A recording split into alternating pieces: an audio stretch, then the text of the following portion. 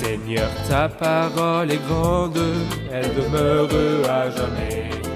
Ta parole est infaillible, rien ne peut la supprimer. Bienvenue, chers spectateurs. Par la grâce du Seigneur, nous sommes arrivés au dernier épisode de l'Épître aux Éphésiens, la deuxième partie du chapitre 6, les versets 10 jusqu'à la fin du chapitre. Je souhaite de tout mon cœur que vous ayez bénéficié de l'étude dans les épisodes précédents. Si c'est la première fois que vous nous rejoignez dans l'étude, vous pouvez retrouver tous nos épisodes sur notre site internet toutelabible.net. Par la grâce du Seigneur, dans ce dernier épisode, nous parlerons de toutes les armes de Dieu, de la guerre spirituelle. Les croyants ont-ils une guerre pendant qu'ils sont dans ce monde? Existe-t-il un combat pour les croyants? Les croyants ont-ils des armes? Quelle est la nature du combat et des armes? Tout cela, nous le saurons dans l'épisode d'aujourd'hui. Je souhaite que vous m'accompagniez dans cette étude. Permettez-moi, au début de l'épisode, d'accueillir mon invité dans le studio, le ministre du Seigneur, frère Youssef Riyad. Bienvenue, frère Youssef. Merci beaucoup, frère Riyad. Nous saluons également le public qui est avec nous. Soyez les bienvenus. Frère Youssef, donnez-nous une idée sur la dernière partie de cet épître. Eh bien, permettez-moi de donner une idée de l'ensemble de l'épître. Je vous en prie. L'épître entière se résume en 3 mots. Le premier mot résume 3 chapitres et ce mot est « assis ». Le deuxième mot résume 2 chapitres et demi, et c'est marcher. Et ensuite, le dernier mot représente la moitié de ce dernier chapitre, et ce mot, c'est debout. Et pour expliquer cela, nous dirions que le christianisme ne commence pas par bouger, mais par s'asseoir. Je sais que j'ai été ressuscité avec le Christ, après que j'étais mort, et que Dieu nous a fait asseoir dans les lieux célestes. En Jésus-Christ, c'est le début. Et si vous ne savez pas cela, vous ne pourrez pas marcher. Mais sachant que votre place est dans le ciel, que vous êtes assis en Christ, à ce moment-là, il faut descendre au niveau de la réalité, tu es toujours sur la terre. À ce moment-là, comment devez-vous vous comporter si vous êtes céleste? C'est ce qu'il traite dans les chapitres 4 et 5 et la moitié du chapitre 6. Puis après, être assis et avoir marché, est-ce que Satan dort? Il ne dort pas. Va-t-il nous importuner et s'opposer à nous? Oui, il va nous importuner et s'opposer à nous. Sommes-nous perdus parce qu'il est plus fort que nous? En effet, nous ne sommes pas plus forts que lui, mais par la puissance du Seigneur, nous sommes plus forts. Fortifiez-vous dans le Seigneur. Et dans sa force toute puissante, et pas seulement cela, il dit « Revêtez-vous de toutes les armes de Dieu afin de pouvoir tenir ferme contre les manœuvres du diable. » Alors voici l'idée générale de cette partie, que nous avons un ennemi qui est féroce, mais nous n'avons pas peur car nous avons la force toute puissante de Dieu et nous avons toutes les armes. Merci. Permettez-moi de lire quelques versets à partir du verset 10. « Enfin, mes frères et sœurs, fortifiez-vous dans le Seigneur et dans sa force toute puissante. Revêtez-vous de toutes les armes de Dieu, afin de pouvoir tenir ferme contre les manœuvres du diable. En effet, ce n'est pas contre l'homme que nous avons à lutter, mais contre les puissances, contre les autorités, contre les souverains de ce monde de ténèbres, contre les esprits du mal dans les lieux célestes. C'est pourquoi prenez toutes les armes de Dieu afin de pouvoir résister dans le jour mauvais et tenir ferme après avoir tout surmonté. » Il commence par dire « Fortifiez-vous dans le Seigneur et dans sa force toute puissante, revêtez-vous de toutes les armes de Dieu. » Avant de parler de l'armure et des pièces de l'armure, nous voulons savoir la nature des ennemis et la nature de la guerre. Qui sont nos ennemis, frère Youssef? Bien sûr, nous n'avons pas d'ennemis spirituels ou bien d'ennemis corporels. Et ce n'est pas contre l'homme que nous luttons, cela veut dire que nous n'avons pas d'ennemis humains. Cependant, nous luttons, comme il dit, contre les puissances, contre les autorités, contre les souverains de ce monde de ténèbres et contre les esprits du mal dans les lieux célestes. Quand je dis que nous n'avons pas d'ennemis corporels, c'est la réalité, c'est un fait. Nous n'en avons pas, parce que le Christ nous a dit d'aimer nos ennemis. Mais il ne s'agit pas de minimiser le combat. Au contraire, il est plus dangereux car il n'est pas avec les humains. Sinon, peu importe sa difficulté, il aurait été facile. Mais nous luttons contre des esprits. Et en fait, le mot « lutte » implique un combat avec les mains. Ce n'est donc pas une guerre à distance, non, c'est une lutte. Et c'est très dangereux. Et contre qui? Contre les puissances et les autorités, les souverains de ce monde de ténèbres, contre les esprits du mal, dans les lieux célestes, donc que puis-je faire? Bien sûr, les puissances et les autorités sont des rangs d'anges maléfiques. Exactement. Cela ne veut pas dire que nous sommes en guerre contre des chefs et des dirigeants. Non, non, non. Oui. Ce n'est pas du tout contre l'homme. Alors Nous ici, ne sommes pas auteurs d'un coup d'État ou d'une rébellion. Notre guerre est contre les rangs des anges du mal. Très bien. Parce que quand il a dit ce n'est pas contre l'homme, il a éliminé tout combat contre l'homme. Un combat contre qui alors? C'est contre les puissances et les autorités et les esprits du mal. Et à propos, il a mentionné 3 fois cette expression dans cette épître, l'épître aux Éphésiens. Dans cette dernière fois ici, il pointe du doigt les puissances et les autorités du mal.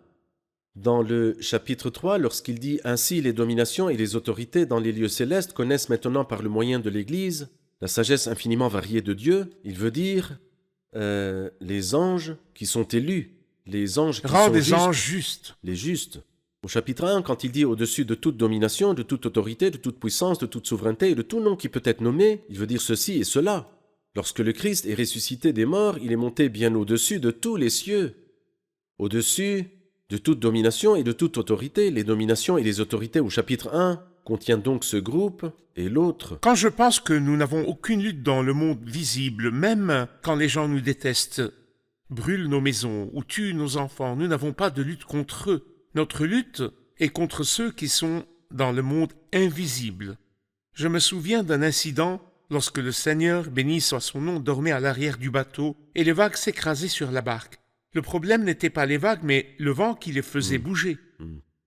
Les vagues ne sont que de l'eau pauvre et passive que le vent déplace et pour menacer le bateau.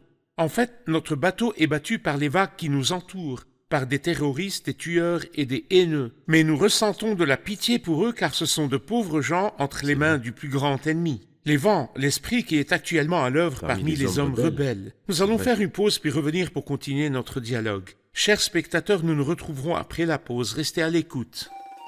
Ce sont toutes les armes de Dieu qui peuvent résister aux stratégies et aux plans de Satan.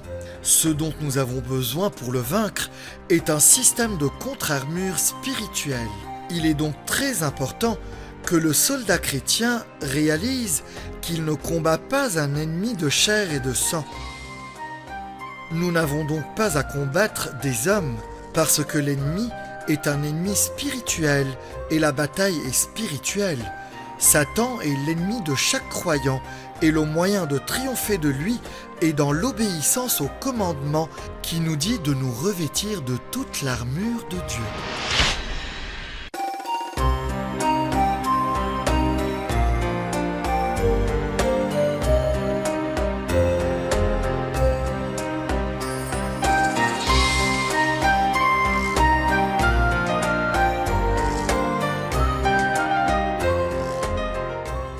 Nous sommes de retour, chers spectateurs, pour continuer notre dialogue dans la dernière partie du dernier chapitre de l'Épître aux Éphésiens. Nous allons maintenant écouter une question du public. Nous remarquons dans notre étude de cette épître l'expression « dans les lieux célestes ». Je voudrais savoir que veut dire cette expression dans cette épître. Ceci est lié à la guerre qui se déroule dans les lieux célestes. Il est question des esprits du mal dans les lieux célestes. Et au début de l'épître, il est écrit « Nous avons des bénédictions dans les lieux célestes ». Nous voudrions comprendre ce sujet-là.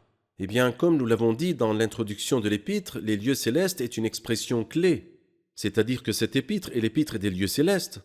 Or, il a mentionné les lieux célestes 5 fois, et je pense qu'en les suivant, il y a de la nourriture, des bienfaits et des bénédictions. Première chose, Dieu nous a bénis de toute bénédiction spirituelle, non pas dans les lieux terrestres, car nous n'avons pas de bénédiction terrestre, mais dans les lieux célestes.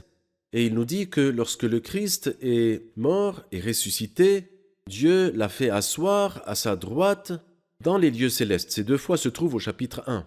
Au chapitre 2, une 3e fois, il nous dit que Dieu nous a ressuscités et fait asseoir avec lui dans les lieux célestes en Jésus-Christ. Alors nous, actuellement, nous sommes assis dans les lieux célestes en Jésus-Christ.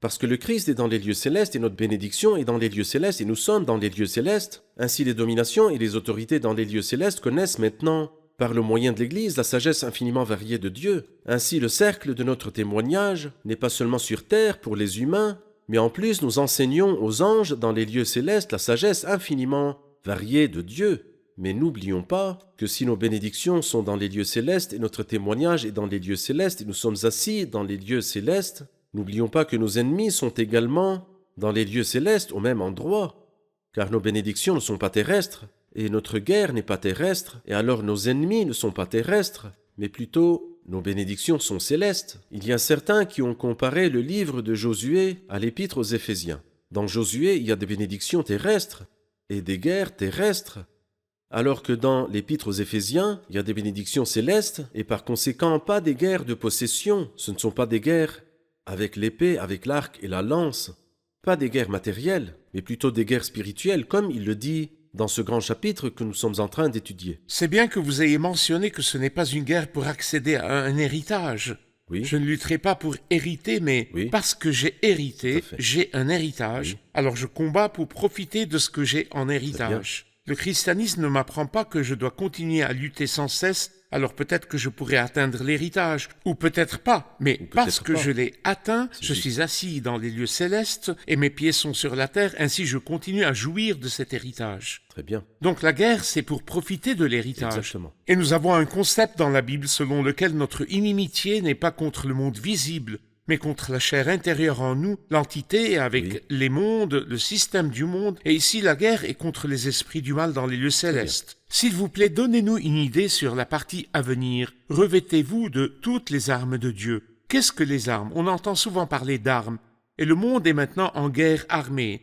Et les gens appellent au jihad armé, à tuer et à exterminer. Beaucoup lisent cette partie et disent que la Bible enseigne qu'il y a la guerre et une armure. Nous avons appris que c'est une guerre spirituelle. Parlez-nous de l'armure, frère Youssef. Oui, bien sûr, nous avons une guerre, nous avons une lutte, nous avons une armure, mais cette armure, écoutez, je vais les lire simplement comme titre. Écoutez, l'armure se compose de 7 pièces. La première pièce, la vérité. La deuxième est la justice. La troisième pièce est la paix. Bien sûr, il en parle davantage, mais je ne fais que mentionner Les titres. les titres. La quatrième, c'est le salut. Écoutez bien. La cinquième pièce, la parole de Dieu. Et puis ensuite, la prière. C'est-à-dire, c'est ça l'armure. La vérité, la justice, et la paix, et le salut, et La la foi. foi, et la parole de Dieu, et la prière. Un septuple.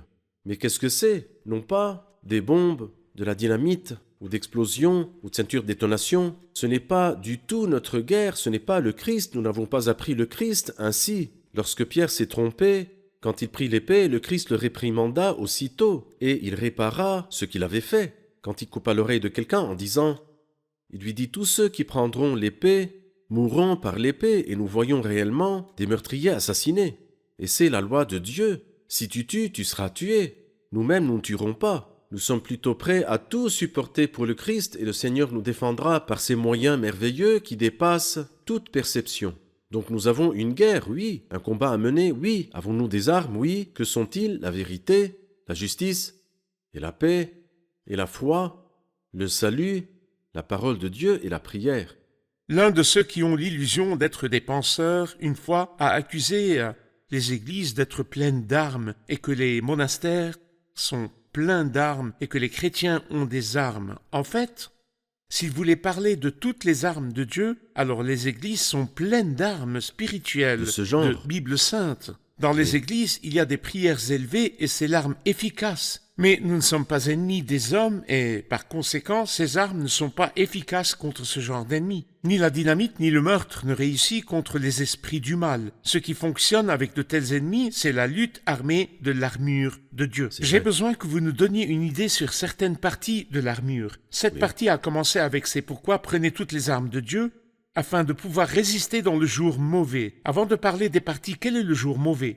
Nous avons appris qu'il y a des jours mauvais, car les jours sont mauvais. Et ici, il parle du jour mauvais. Les deux sont-ils similaires? Non. Toute la période de l'ascension du Christ à sa deuxième venue s'appelle en fait car les jours sont mauvais, la nature de tous les jours est mauvaise. Cependant, dans la vie du croyant, il y a un certain jour appelé le jour mauvais. Par exemple, lorsque Joseph fut exposé à la tentation. Ce jour-là était le jour mauvais, et s'il n'avait pas revêtu la cuirasse de la justice sur sa poitrine, les dards enflammés, les flèches enflammées de cette femme qui est méchante l'auraient transpercé. Mais il était armé de la cuirasse de la justice. Comment pourrais-je commettre un aussi grand mal? Nous pouvons dire aussi, par exemple, que le jour mauvais pour la Sunamite était quand la terrible nouvelle est arrivée que son fils unique qu'elle a engendré après l'avoir désiré était mort. Si elle n'avait pas mis comme chaussure à ses pieds l'évangile de la paix, elle se serait effondrée. Mais cette femme avait vraiment la paix. Alors donc, quand on lui a demandé « Vas-tu bien? Ton mari et ton enfant vont-ils bien ?» Elle a dit « Bien ». Et ainsi, il y a un jour dans la vie de chacun de nous où l'ennemi intensifie ses attaques. Par exemple, Job a eu un jour horrible. Il a perdu absolument tous ses biens en un clin d'œil et tous ses enfants sont morts. Et si Job n'avait pas pris en toutes circonstances le bouclier de la foi, le puissant aurait pu tomber, mais il portait le bouclier de la foi. Il dit à sa femme, nous acceptons le bien de la part de Dieu et nous n'accepterions pas aussi le mal. Alors donc le jour mauvais, c'est lorsque l'ennemi intensifie ses attaques contre nous et commence à nous combattre agressivement. Ce n'est pas à ce moment-là que nous chercherons l'armure. Nous Si nous revêtons cherchons l'armure. l'armure, à ce moment-là, l'ennemi aurait pénétré. Il aurait couru, il aurait atteint son but. J'ai vécu durant la guerre, et surtout la guerre d'usure.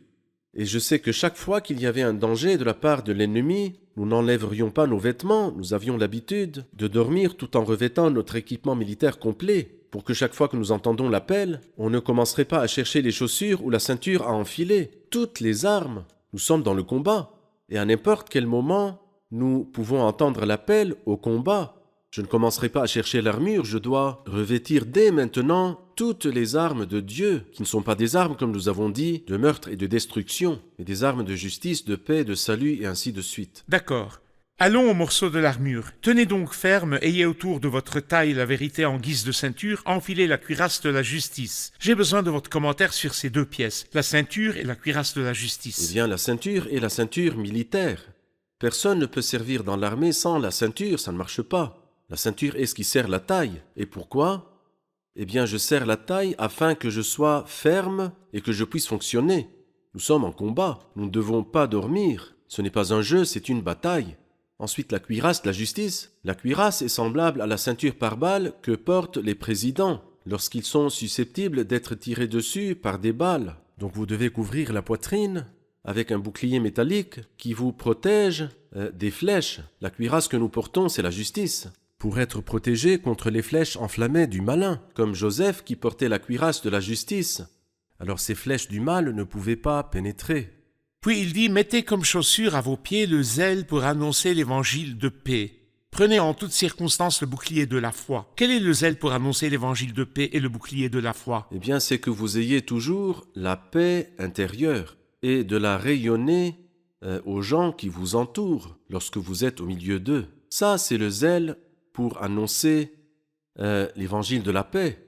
Et la foi, nous avons dit que Job portait le bouclier de la foi, et nous savons que le bouclier bouge dans toutes les directions parce qu'on ne sait pas d'où viendront les flèches enflammées.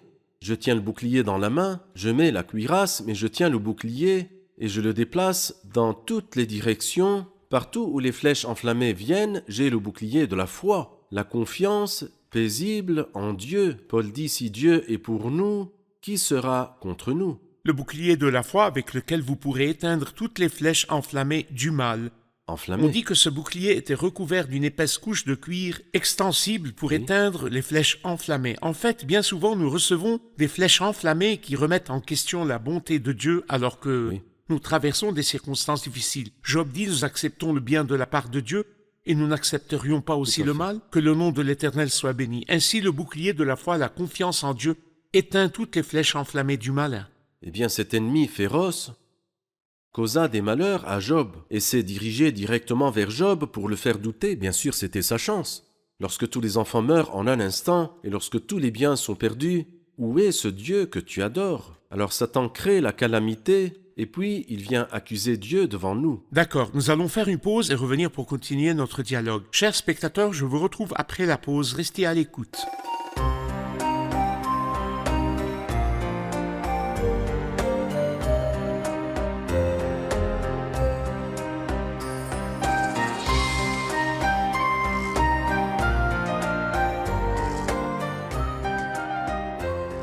Nous sommes de retour, chers spectateurs, pour continuer notre étude dans la dernière partie du dernier chapitre de l'épître aux Éphésiens. Nous allons maintenant écouter une question du public. J'ai une question concernant la signification des expressions de toutes les armes de Dieu.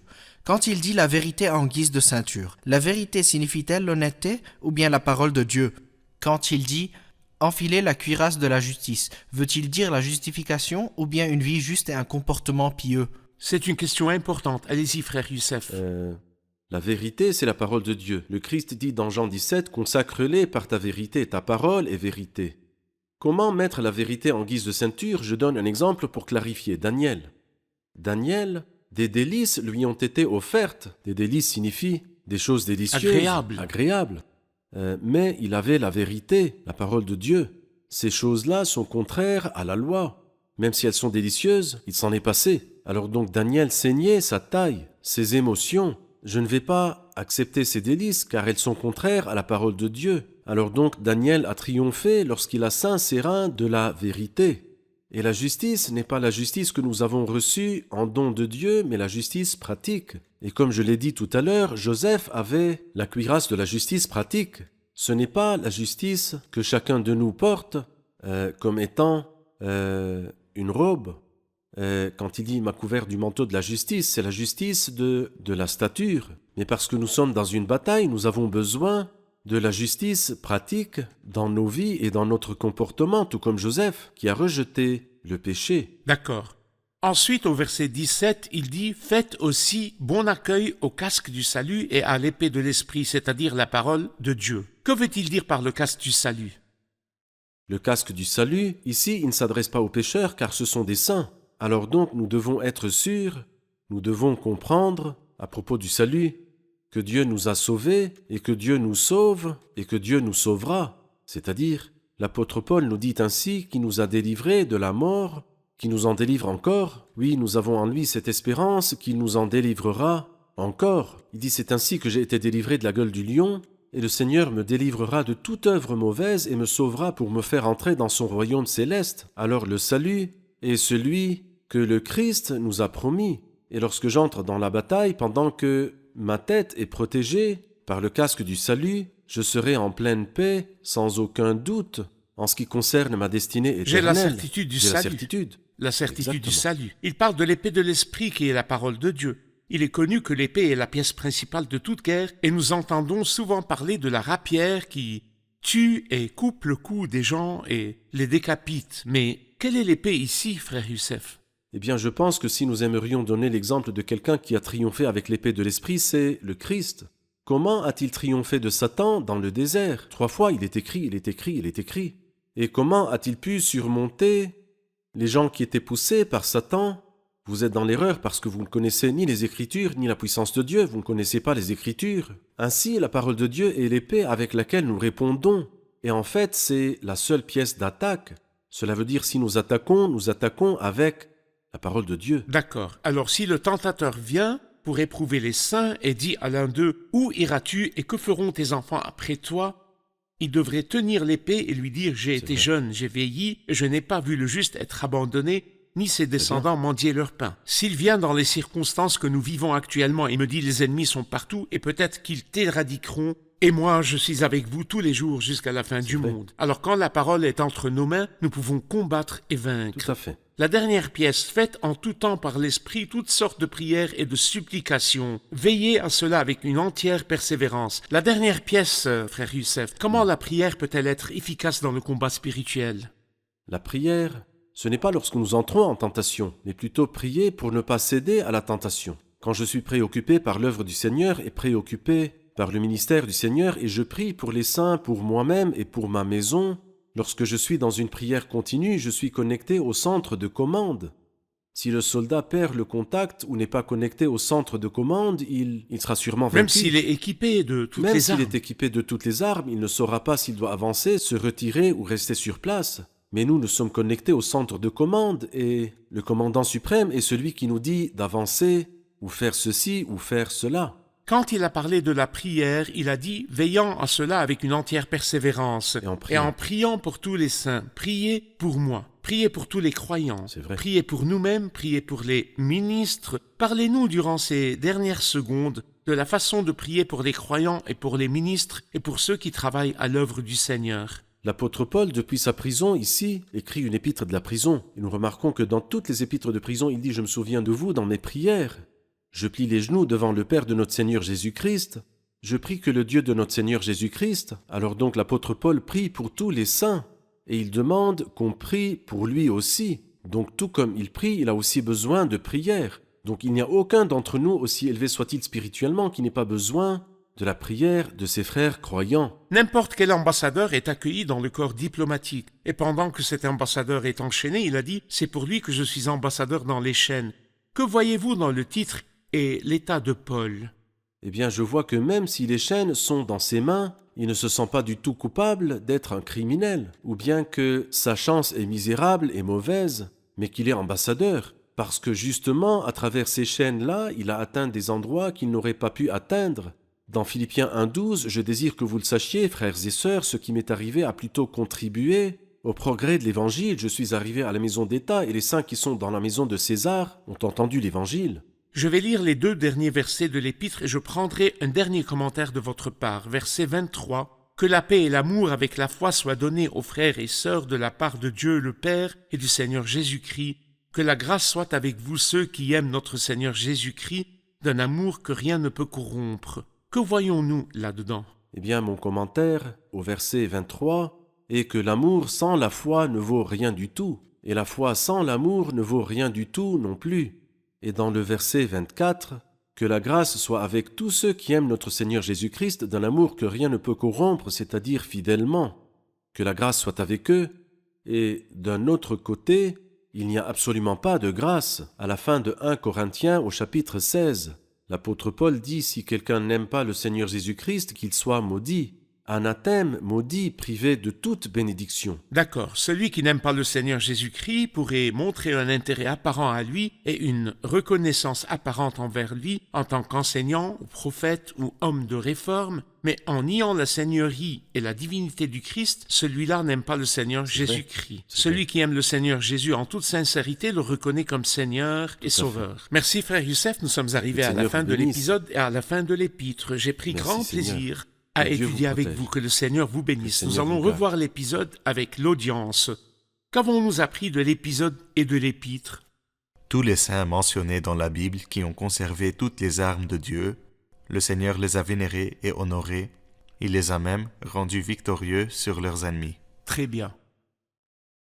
L'Épître aux Éphésiens nous enseigne de très belles choses. Nous avons appris que notre stature est dans les cieux célestes, et elle nous apprend comment nous comporter et comment traiter avec nos parents et nos enfants, et comment faire face dans la vie pratique à nos emplois et à nos travaux. Elle nous enseigne également les armes de Dieu et comment faire face à la guerre spirituelle. Très bien. J'aime beaucoup le rôle de la parole sainte dans le combat spirituel. Elle n'est pas seulement une arme d'attaque, mais la parole de Dieu aussi me fortifie dans la guerre. C'est elle qui me rend ferme. Tenez donc ferme, ayez autour de votre taille la vérité en guise de ceinture. Merci. Que le Seigneur vous bénisse. Merci frère Youssef, que le Seigneur vous bénisse. Nous nous rencontrerons dans un autre livre si le Seigneur Si le Dieu veut. le veut.